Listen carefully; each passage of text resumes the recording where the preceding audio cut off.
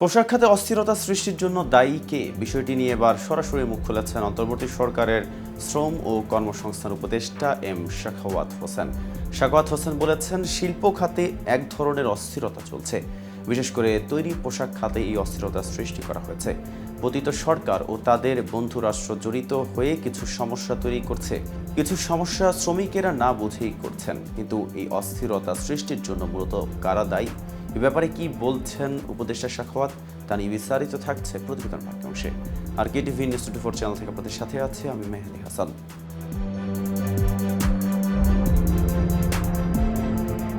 বুধবার ভোটার সচেতনতা ও নাগরিক সক্রিয়তা কার্যক্রম নিয়ে আয়োজিত নাগরিক উৎসবে এম সাখাওয়াত এসব কথা বলেন।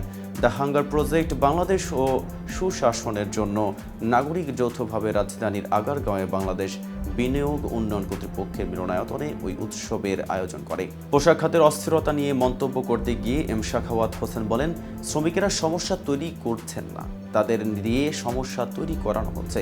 এটি দুর্ভাগ্যজনক। যারা দেশের বাইরে থেকে অস্থিরতা তৈরির ইন্ধন দিচ্ছেন তাদের বিষয়ে সচেতন থাকতে হবে। অনুষ্ঠানে জাতীয় নির্বাচন নিয়েও কথা বলেন সাবেক নির্বাচন কমিশনার এম সাখাওয়াত হোসেন। তিনি বলেন, এ পর্যন্ত 4টি জাতীয় নির্বাচন দেশে বিদেশে মোটামুটি গ্রহণযোগ্য হয়েছে। আওয়ামী লীগ সরকারের আমলের সর্বশেষ 3টি নির্বাচনের সমালোচনা করে তিনি বলেন, কিভাবে নির্বাচনকে নষ্ট করতে হয় তা নিয়ে পিএইচডি করতে দেশের বাইরে যেতে হবে না। এই নির্বাচন ছিল গণতন্ত্রের কফিনে শেষ পেরেক। তার পরিণতি ইতিমধ্যেই দেখা গেছে। রাষ্ট্রের প্রতিটি কাঠামো ধ্বংস করা হয়েছে। শ্রম ও কর্মসংস্থান উপদেষ্টা বলেন, বাংলাদেশ ভোট ছিল একটি উৎসব, কিন্তু গত 15 বছর মানুষ ভোট দিতেই পারেনি। নির্বাচন তখনই গ্রহণযোগ্য হয় যখন তা অংশগ্রহণমূলক হয়। অংশগ্রহণ মানে শুধু রাজনৈতিক দল নয়, ভোটারদেরও স্বতঃস্ফূর্ত অংশগ্রহণ থাকতে হয়। তিনি আশা করেন আগামী নির্বাচন যখনই হোক তা একটি ব্যতিক্রমী নির্বাচন হবে। এম সাখাওয়াত বলেন, আগামী দিনে যে নির্বাচন হবে তাতে যারা অংশ নেবেন তারা নিশ্চয়ই গত 3টি নির্বাচন থেকে শিক্ষা নিয়েছে। যদি শিক্ষা না নেন তাহলে তা দুর্ভাগ্যজনক। যাতে কারো ভোট ছিনতাই না হয়ে যায় সেজন্য নাগরিকদের ভোটাধিকার নিয়ে সতর্ক থাকার আহ্বান জানান তিনি। সুজনের ভারপ্রাপ্ত সভাপতি বিচারপতি এম এ মতিন বলেন, মানুষের মধ্যে অধিকার সচেতনতা জাগিয়ে তুলতে হবে।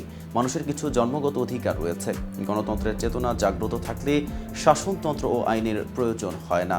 আর সেই চেতনা মরে গেলে শাসনতন্ত্র ও আইন দিয়েও তা জাগানো যাবে না। তিনি বলেন, মানুষ এখন স্বাধীনতার যে স্বাদ পাচ্ছে তা ধরে রাখার জন্য সতর্ক থাকতে হবে। সুজন সম্পাদক ও নির্বাচন ব্যবস্থা সংস্কার কমিশনের প্রধান বদিউল আলম মজুমদার বলেন, বর্তমান পরিস্থিতির জন্য সবার দায় আছে। এক্ষেত্রে দায় বেশি রাজনীতিবিদদের। তারা যেসব অঙ্গীকার করেছিলেন সেগুলো বাস্তবায়ন করেননি। বিচারপতি হাবিবুর রহমান বলেছেন, দেশ বাজিকরের হাতে। বদিউল আলম মজুমদার বলেন, এই অবস্থা থেকে পরিত্রাণ পেতে হলে অবশ্যই রাজনৈতিক দলগুলোর মধ্যে সংস্কার প্রয়োজন। এটি চাপিয়ে দিলে হবে না। রাজনৈতিক দলগুলোকে নিজ থেকেই সংস্কারের উদ্যোগ নিতে হবে। তবে নাগরিকরা সোচ্চার না হলে কোনো কিছুই সফল হবে না। এ রাষ্ট্রের মালিক হলো জনগণ। আজ এ পর্যন্তই।